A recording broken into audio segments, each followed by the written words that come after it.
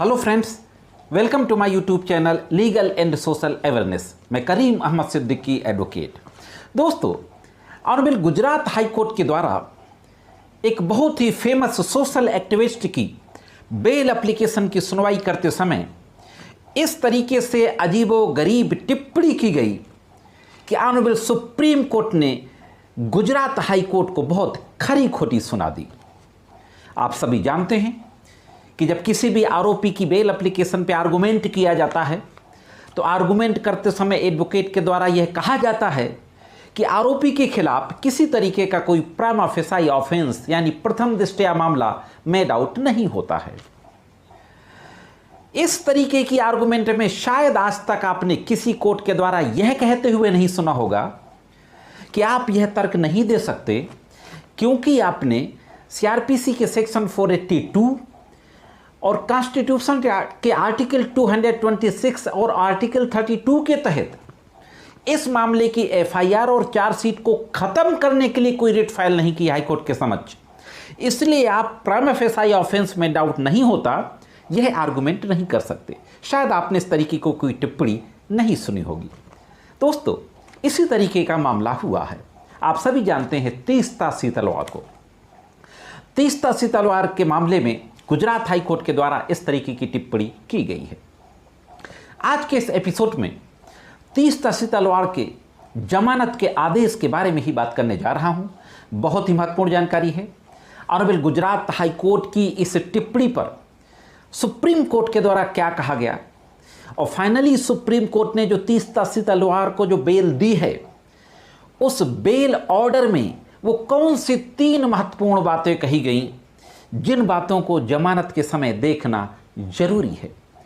तो जुड़े रहे आखिर तक, देखते हैं कि पूरा मामला क्या था और ऑनरेबल सुप्रीम कोर्ट के द्वारा किस तरीके का आदेश पारित किया गया। साथियों, मैं आपको बताता चलूं कि 2002 में जो गुजरात में जो कम्युनल राइट्स हुए थे, सांप्रदायिक दंगे हुए थे, उन दंगों में जो कांग्रेस के तत्कालीन मेंबर ऑफ पार्लियामेंट थे एहसान जाफरी, उनका घर भी जला दिया गया था और यहां तक कि उनके घर के अंदर पानी भर के करंट दौड़ा दिया गया था।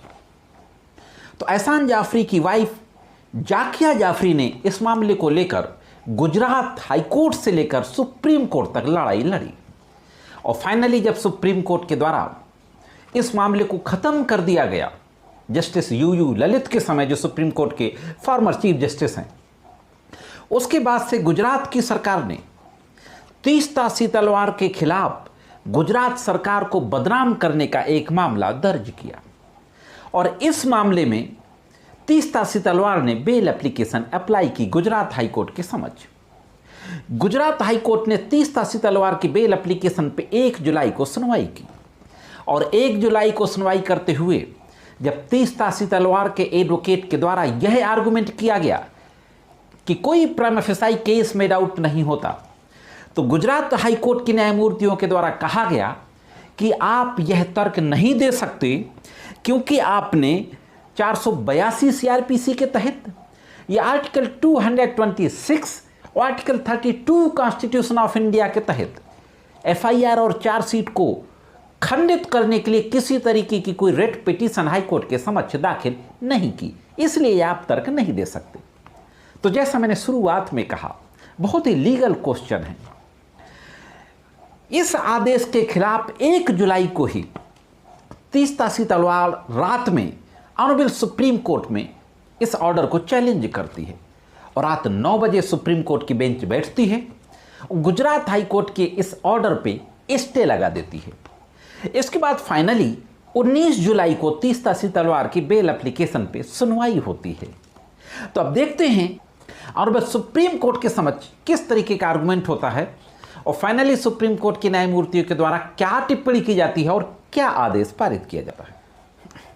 दोस्तों, ऑनरेबल सुप्रीम कोर्ट की बेंच के द्वारा अभी 19 जुलाई को तीस्ता सी तलवार की बेल एप्लीकेशन की सुनवाई की जाती है।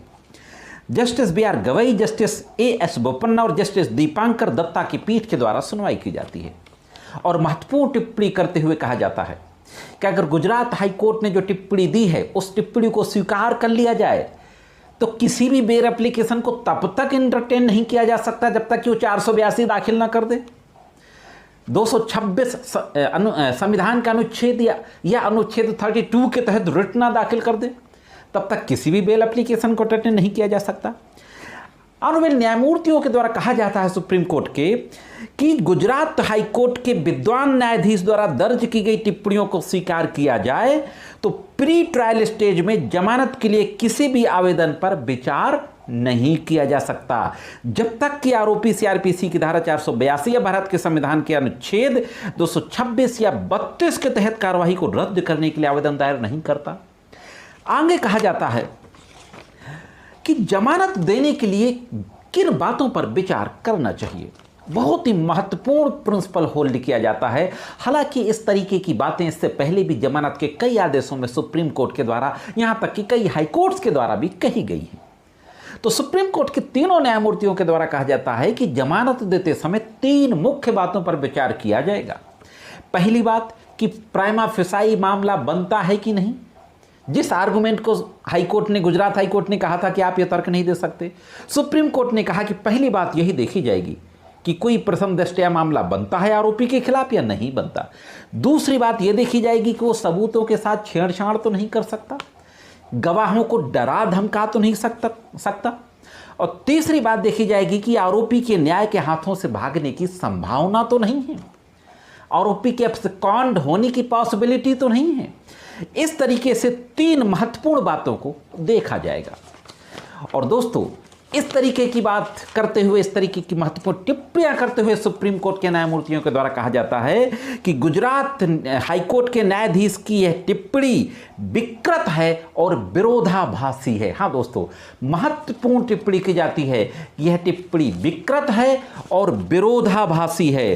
तो इस तरह की महत्वपूर्ण टिप्पणी करते हुए कि गुजरात हाईकोर्ट का जो आदेश है वो विकृतपूर्ण है और विरोधाभासी है, गुजरात हाईकोर्ट के 30 तासी तलवार को जमानत ना देने के 1 जुलाई के आदेश को रद्द कर दिया जाता है सुप्रीम कोर्ट के न्यायमूर्तियों के द्वारा। और फाइनली 30 तासी तलवार को जमानत पर रिहा करने का आदेश दे दिया जाता है। अभी 19 जुलाई 2023 को यह आदेश दिया गया।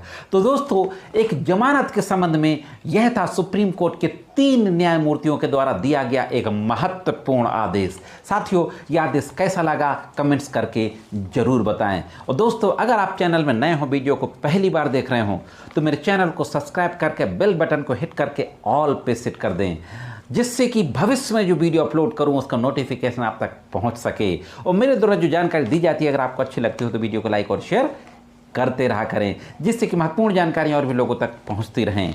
आज के वीडियो में सिर्फ इतना ही। मिलते हैं किसी अन्य एपिसोड में कानून की कुछ अन्य जानकारियों के साथ। तब तक कानून की विभिन्न तरह की जानकारियों के लिए देखते रहें लीगल एंड सोशल अवेयरनेस।